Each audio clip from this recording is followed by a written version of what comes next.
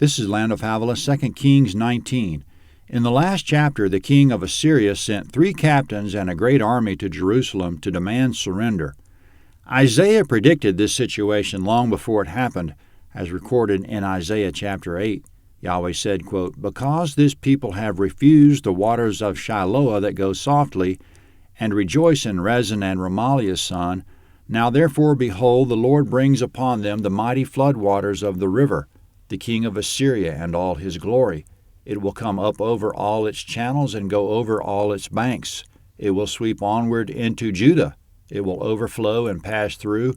It will reach even to the neck, and the stretching out of its wings will fill the width of your land, Emmanuel.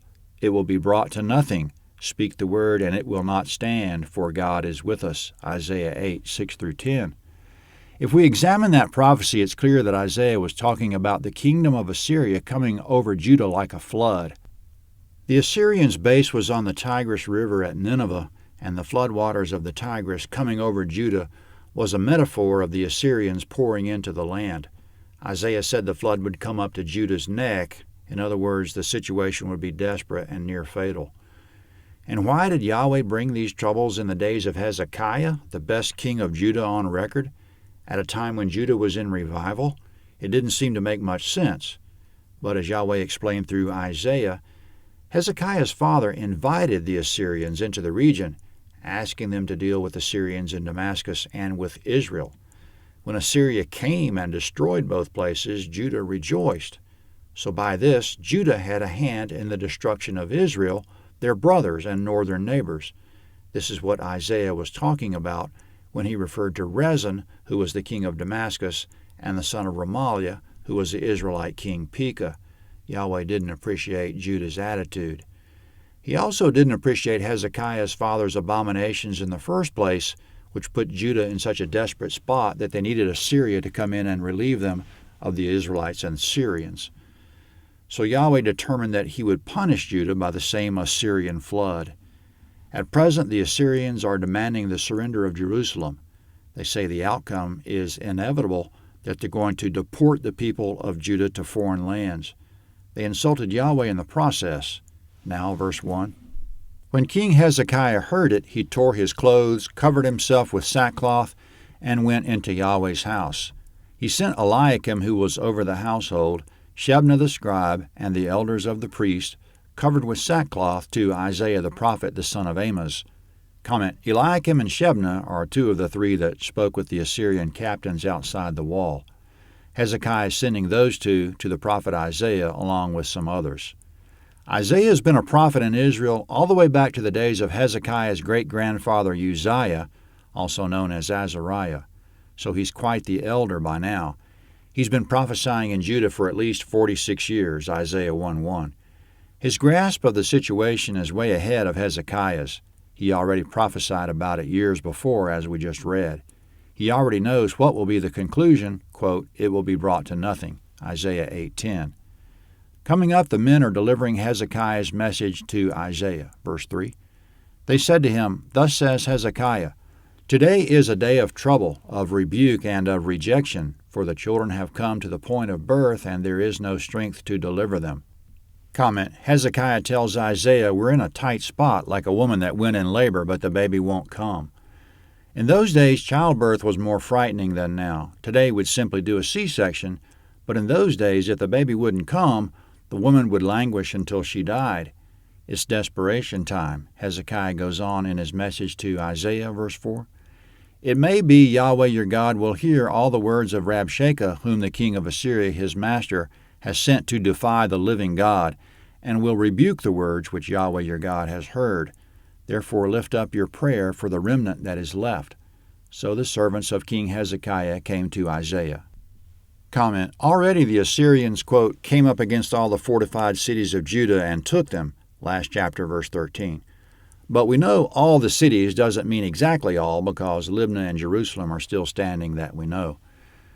The point is that Judah is gasping for breath, and there's only a remnant left, as Hezekiah just said, a remnant of cities and people. He's asking for Isaiah to pray for the remnant. Now Isaiah will respond with more than a prayer. He's going to deliver a fresh word from Yahweh. Verse 6. Isaiah said to them, tell your master this. Yahweh says, Don't be afraid of the words that you have heard, with which the servants of the king of Assyria have blasphemed me. Behold, I will put a spirit in him, and he will hear news, and will return to his own land. I will cause him to fall by the sword in his own land.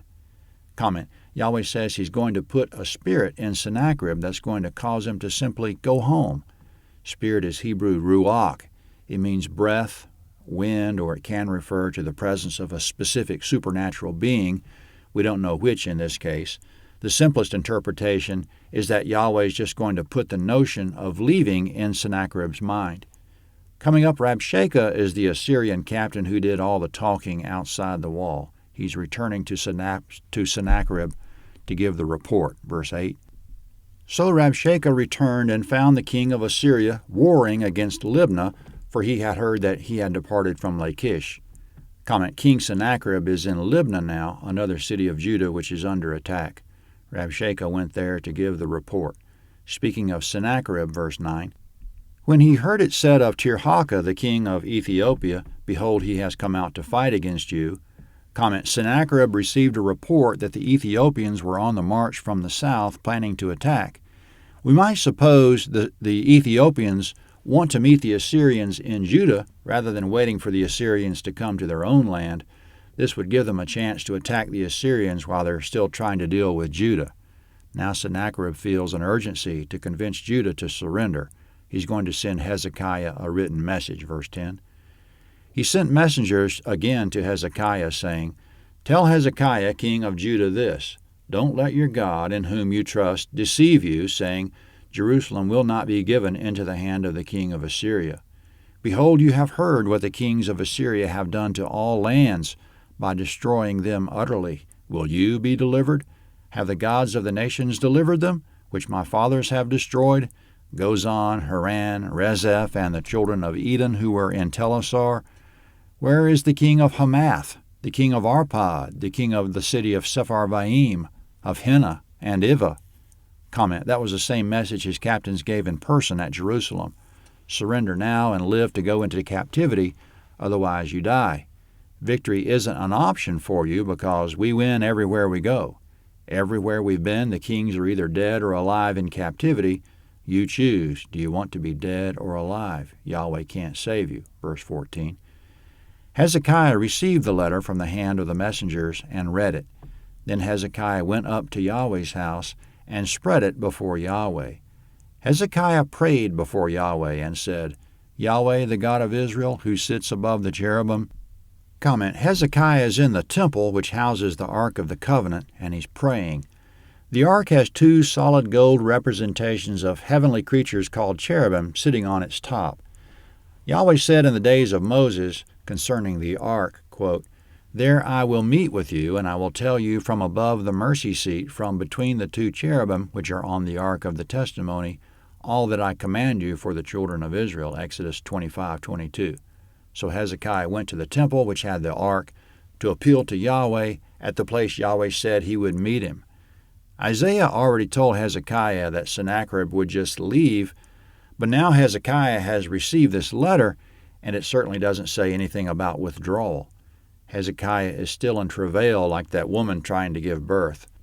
The prophecy is still there like a pregnancy, but it hasn't happened yet. It needs to come forth. Still in verse 16. You are the God, even you alone, of all the kingdoms of the earth. You have made heaven and earth. Incline your ear, Yahweh, and hear. Open your eyes, Yahweh, and see. Hear the words of Sennacherib, which he has sent to defy the living God.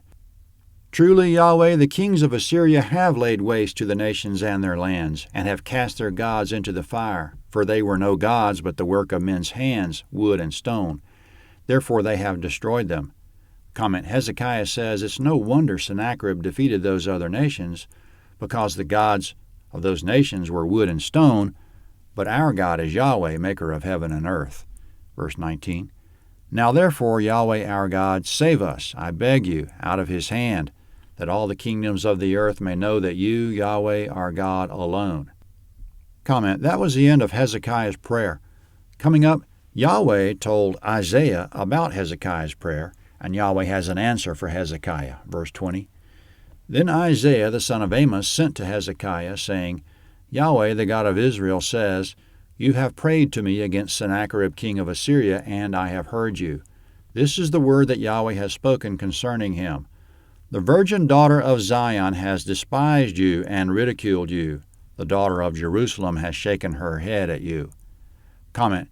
Yahweh calls Jerusalem the virgin daughter of Zion. Zion is a certain hill. It was the original Jerusalem, the part that existed in David's time, and it's also called the city of David. Zion gave birth to the rest of the city. In Yahweh's eyes right now, Jerusalem is beautiful and pure like a young virgin. She isn't going to accept any advances from the filthy, ugly Assyrians. She's engaged to Yahweh. Yahweh's still telling Hezekiah what he would say to Sennacherib if he even wanted to talk to him. Verse 22. Whom have you defied and blasphemed? Against whom have you exalted your voice and lifted up your eyes on high? Against the Holy One of Israel. By your messengers you have defied the Lord and have said, With the multitude of my chariots I have come up to the height of the mountains, to the innermost parts of Lebanon, and I will cut down its tall cedars and its choice cypress trees, and I will enter into his farthest lodging place, the forest of his fruitful field. I have dug and drunk strange waters, and I will dry up all the rivers of Egypt with the sole of my feet. Comment. Yahweh says, Your captains defied me. They said no God has ever delivered any of the cities, and Yahweh won't be any different. They say you've been conquering by your own might, that you came into every country and drank the water like you owned it, and you plan to go to Egypt as well. Verse 25. Haven't you heard how I have done it long ago and formed it of ancient times? Now I have brought it to pass that it should be yours to lay waste fortified cities into ruinous heaps. Comment. That was an interesting statement of predestination. Yahweh said he planned all this from ancient times, that in these times the Assyrians would do what they're doing. He's saying, I'm the one bringing it to pass. It's not the Assyrians bringing it to pass by their own strength. Because Yahweh has been fighting for the Assyrians against those nations, verse 26, therefore their inhabitants had little power. They were dismayed and confounded. They were like the grass of the field and like the green herb, like the grass on the housetops, and like grain blasted before it has grown up. Comment. Yahweh says your victories haven't been over foreign powers. They had no power because I made them as weak as dried up grass. All you did was come in and walk over the grass that I already dried up. Verse 27. But I know you're sitting down, you're going out, you're coming in, and you're raging against me. Comment. I'm watching you. Verse 28. Because of your raging against me and because your arrogance has come up to my ears, therefore I will put my hook in your nose and my bridle in your lips, and I will turn you back by the way by which you came. Comment. That was what Yahweh says to Sennacherib, but he didn't bother to actually deliver it to Sennacherib, only to Hezekiah. Now Isaiah's letter goes on, speaking directly to Hezekiah. Verse 29. This will be a sign to you. This year you will eat that which grows of itself, and in the second year that which springs of the same, and in the third year sow and reap and plant vineyards and eat its fruit. Comment. Crops were either annuals planted every year, such as barley and wheat, or perennials, such as grapes, figs, and olives. In Judah, Yahweh says they won't plant or reap annuals this year because of the war, but some annuals will spring up from last year's seeds that fell in the fields, and they'll eat that.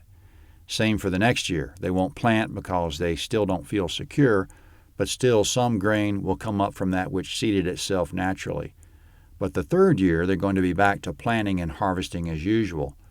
With regard to the remnant of the Judean people who will survive the Assyrian invasion, verse 30, the remnant that has escaped of the house of Judah will again take root downward and bear fruit upward. Comment. The people left will again become established in the land and be fruitful, verse 31. For out of Jerusalem a remnant will go out, and out of Mount Zion those who shall escape. Yahweh's zeal will perform this. Comment.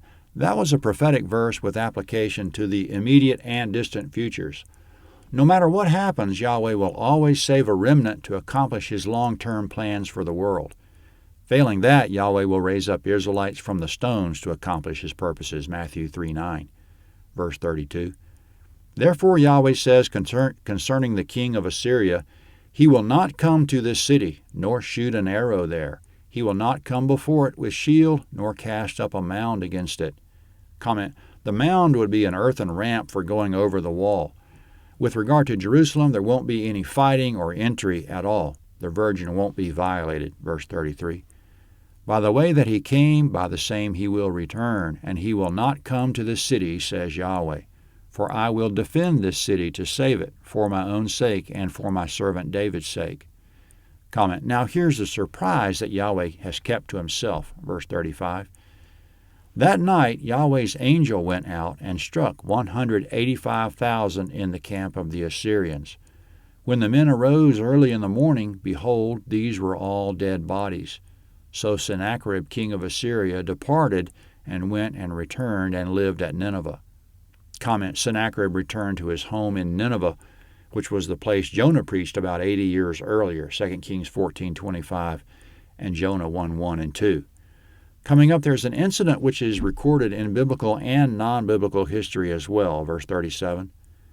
As he was worshiping in the house of Nisroch, his god, Adramelech and Sharezer struck him with the sword, and they escaped into the land of Ararat. Esarhaddon, his son, reigned in his place. Comment, that happened in 681 BC, according to historians. The assassins Adramelech and Sharezer were two of his own sons, Isaiah 37, verse 38. One of his other sons took the throne. In conclusion, Yahweh was angry because Hezekiah's father invited the Assyrians into the region to destroy the Syrians in Damascus and the Israelites in Samaria. To make matters worse, Judah rejoiced when the Assyrians destroyed Damascus and Israel. So Judah had it coming.